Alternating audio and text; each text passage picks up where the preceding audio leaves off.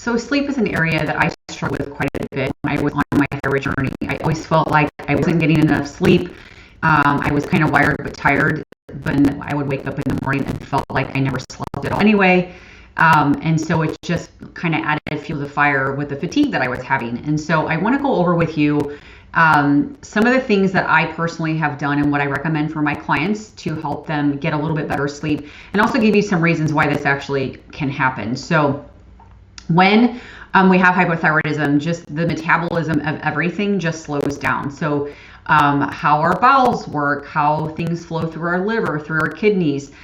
So it can even impact how our body will release things that actually help with sleep. So like melatonin, for example, we need that for sleep. And that can get really drastically affected and take a pretty big hit when we have thyroid disease, particularly hypothyroidism and Hashimoto's.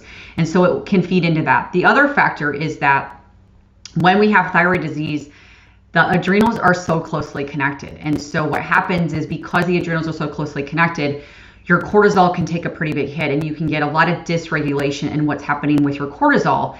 And just keep in mind that cortisol and melatonin, they're antagonists to each other. So at nighttime, your cortisol should go down and melatonin should go up. And then when you wake up in the morning, it should flip-flop. It should do the opposite. So cortisol goes up, it wakes you up, and melatonin comes down. When we have thyroid disease, especially underactive thyroid, this can get dysregulated. Your cortisol, like I said, the adrenals are so closely connected, that can get dysregulated. And so it will drastically affect your sleep cycle, your circadian rhythm, what your cortisol is doing, and that sort of thing. And so it's going to be really hard to sleep. Also keep in mind that a lot of times with thyroid disease as well, you get a lot of imbalance and dysregulation of your minerals. And there's quite a few minerals that can play a key role in how you sleep. Things like magnesium, sodium, even potassium. It can affect what your sleep is doing, and they take a pretty big hit with thyroid disease. So that's one of the reasons why I do a lot of testing with my clients. I like to look at what their minerals are doing, what their cortisol is doing.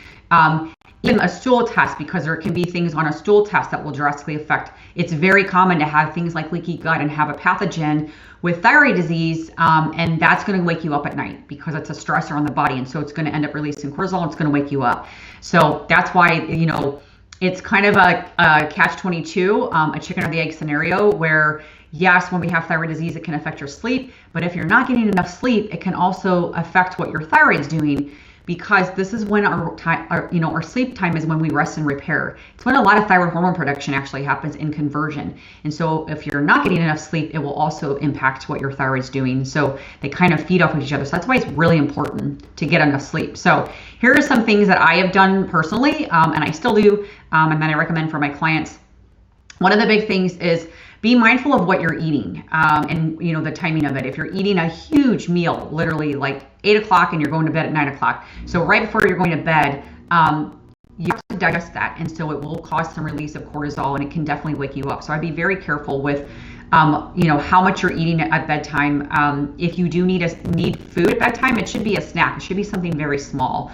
But a lot of times people actually don't need that, unless of course they are one of those where their blood sugar does get impacted while they sleep. Then they do need to have a little snack. Then I would recommend to have something more like a protein snack, or pair it with carbohydrate. Don't just have carbohydrate, because it's going to raise your blood sugar, drop it down, and then you'll release cortisol and you'll be wide awake again. So just be very mindful of that. Magnesium is one of my favorite supplements that can really help with sleep. You would want to do a form of it that is more absorbable for sleep. So like a biglycinate or a glycinate, a chelated magnesium is really, really helpful for sleep. I do take that a lot of times at bedtime, just to make sure I do get good sleep. Things that calm your nervous system. So whatever that looks like for you, that could mean journaling. I actually do journaling every night before I go to bed. It could be breath work. It could be meditation. Just reading a book, a lighthearted book, not something very intense. That can be very helpful as well. One thing I always do is I always do a little bit of journaling before bed. And then I'll even do some kind of affirmations and things like that help just kind of calm my body down and get me into that mode where I'm going to sleep. Wearing blue light blocking glasses are also very helpful as well, especially because a lot of us are on our iPads and our phones, and we're getting that fake light. That's going to really decrease the production of melatonin, which in turn, when we don't have melatonin, you're going to struggle with sleep. So, be sure that if you are going to have to be on your phone or a device, even your computer, later at night, wear those blue light blocking glasses. I would prefer just not to be on devices a couple hours before bed. Just try to stay off of them as much as you can. That helps quite a bit. And then watch your caffeine intake. I can't say this enough. If you're having caffeine kind of all day long or later in the afternoon, it's going to definitely affect your sleep. And you may not necessarily feel it, but your cortisol at some point, it will catch up to that, and you will have a hard time with regulating your sleep because your cortisol production is going to be higher, your melatonin production is going to be lower. So be very mindful of the amount of caffeine you're having. If you have to have it, I would go mostly morning and leave it at that. Even like alcohol, a lot of people want to have that glass of wine every night when they have their meal, when they have dinner. And alcohol, it goes through your liver. It's going to stir things up. It's going to make things more active. Your body's not going to settle down that much, and it's going to put the emphasis on, let's try to manage this alcohol, put the emphasis on the liver, and then things get put on the back burner. Like, let's make melatonin to help you sleep. So be very mindful of that. Keeping your bedroom very cool and dark is one of the most important things, I think, as well. Because remember, melatonin, to get released, it needs that darkness. It needs nighttime. That's that circadian rhythm. It needs cooler temperatures, things like that. It will very much help with that. And it will give less of a chance of cortisol as well when we're getting more of that melatonin. So that helps as well. And if there's things that you personally do, let's say, listening to music, kind of some soothing, calming music helps you. If I have to have white noise, I have to have some type of noise. I'm one of those where I will hear every single sound, including my husband stirring in bed or anything like that. So we have white noise going all the time. And it's a soothing white noise, so it just helps me sleep. So you can also do something like that. But anything, like I said, just to calm the body down, calm that nervous system. Make sure that you're emphasizing that.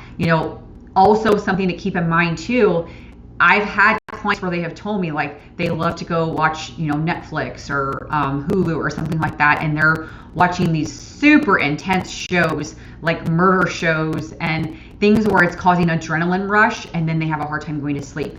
It's because of the adrenaline rush. It's because now we have adrenaline and cortisol and all that being released. So if you are affected by that, again, be mindful of that maybe that's not the time to be watching shows like that. Maybe you need something that is more soothing and calming. So just a few tips that, have worked for me, what I recommend for my clients as well.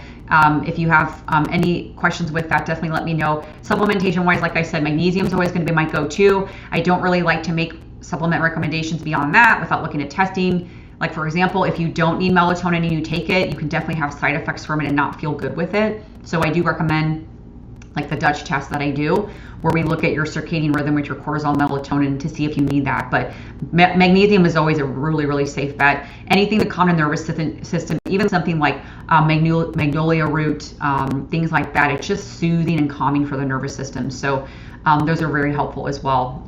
Like I said, if you have any questions, reach out and let me know, and I will see you on the next video. Bye.